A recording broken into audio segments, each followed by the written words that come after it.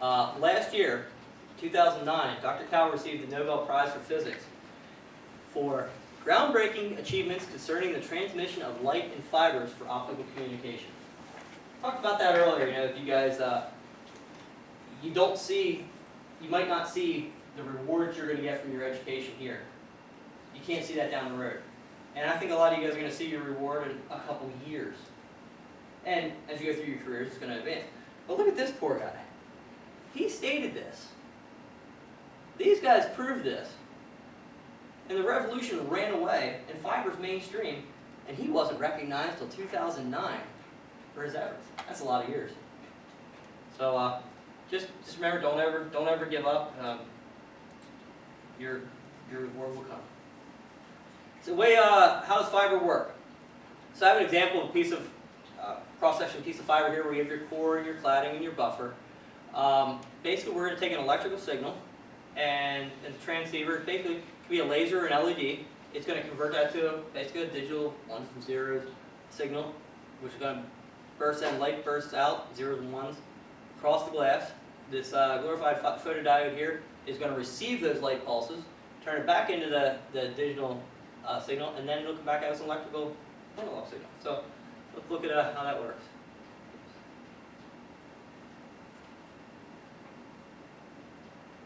Now, obviously it's a lot longer length than that little stud that we're seeing here, but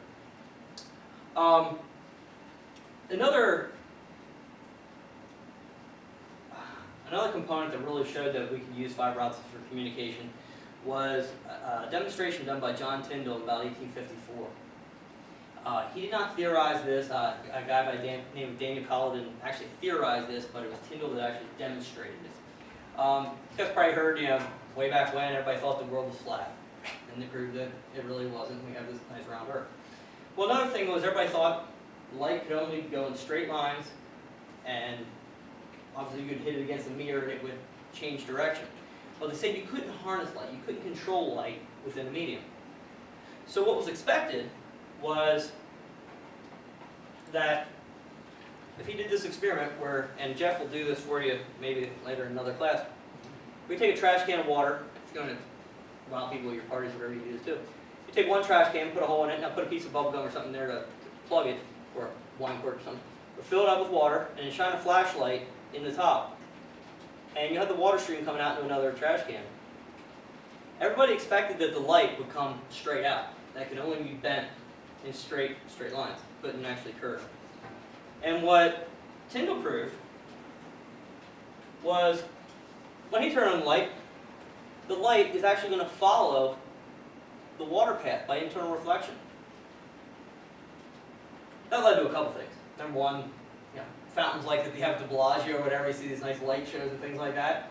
Again, internal reflection. They're all working with the core being the fiber that has a higher index of refraction, and then the light or the air around it has the lower index of refraction that holds the light within that core. Same thing we're talking about with fiber here.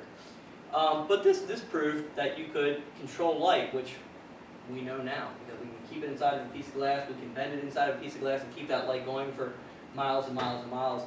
Our undersea communications group that runs big cruise ships, we go out and they dredge the ocean and lay fiber optic cable in the ocean to connect the world with fiber.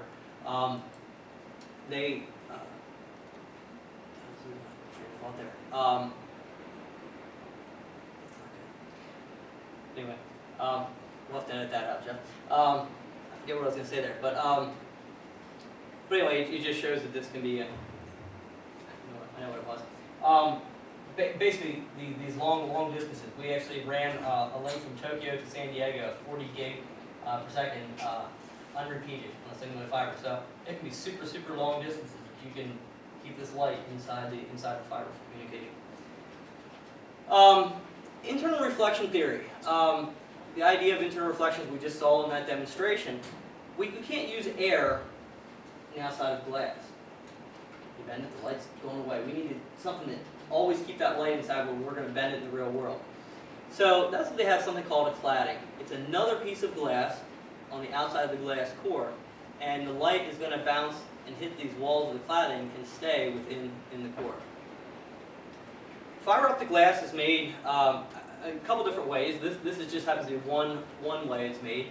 where you take basically a glass rod, and they put these soot and gases, just metal halides and oxygen. They blow it in there as this preform is rotating, and then they run a flame, about 1800 C, up and down, up and down. And it takes hours and hours and hours to make one of these preforms. Preforms end up being, you end up with a finished core and cladding, about 1 meter in length, I'd say about 3.5 inches in diameter. And the reality is, by them rotating this and having that flame go, you end up getting these annular rings. I don't have an illustrator here, but it's multiple cores, and we'll talk about that in a minute. It's called graded index.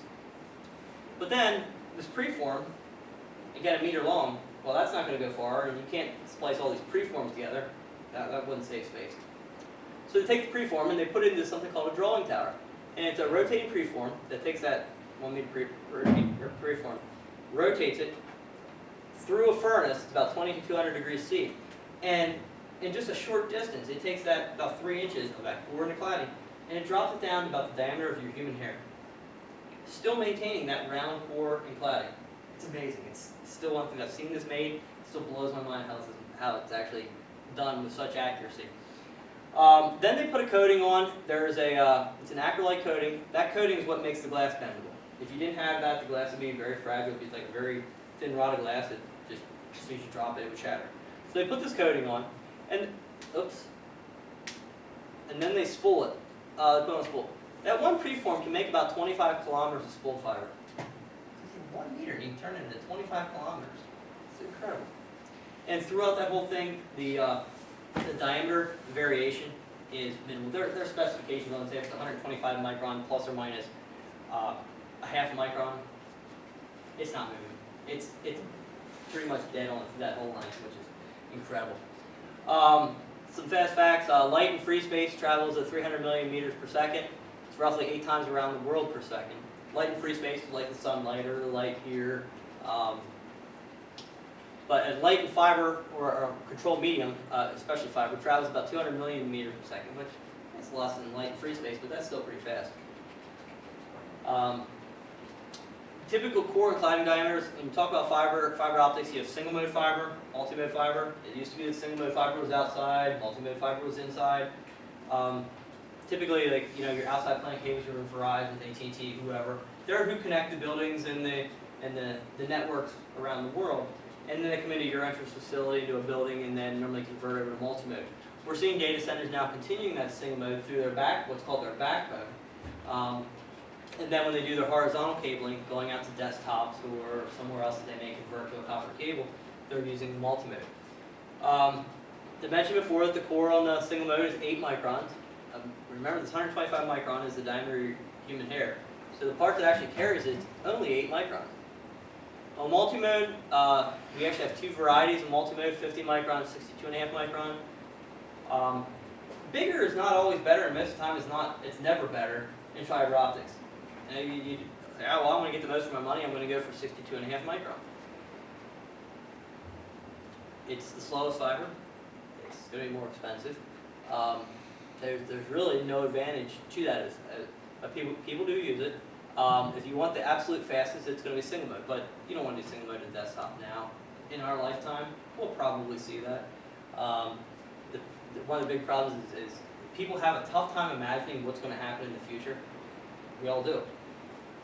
I can't imagine I'm ever going to need 40 gig to the desktop. People have a tough time right now to imagine they need 10 gig to the desktop. You see websites, the way websites looked 10 years ago versus the way they look now. And things that people are getting high definition movies, Blu-ray movies, whatever that you can download from Netflix. That's all use of bandwidth. That kind of stuff is driving the need for higher bandwidth. And fiber is going to be the one to do that. But so anyway, single mode versus multi-mode. You have a small core in single mode, larger on multi-mode. Single mode only has 1 mode of light. And again, this is another bigger is not better. If you look at multi-mode here, it says for 50 micron, I can have 703 paths. Odd number. Can't make it 704, can't make it 705. The calculation limits me to it's like 703.8, and you can't round up because you can't have that full extra path. In multi-mode, you have 1,099 paths at 850 for 62.5 micron. This one mode is going to carry more data and faster than this 1,099 is going to in this fire. So single mode does use expensive lasers. These less expensive lasers on multi-mode, some of them actually use LEDs. Multi-mode glass is more expensive. Longer distances on single mode, shorter distances on multi-mode.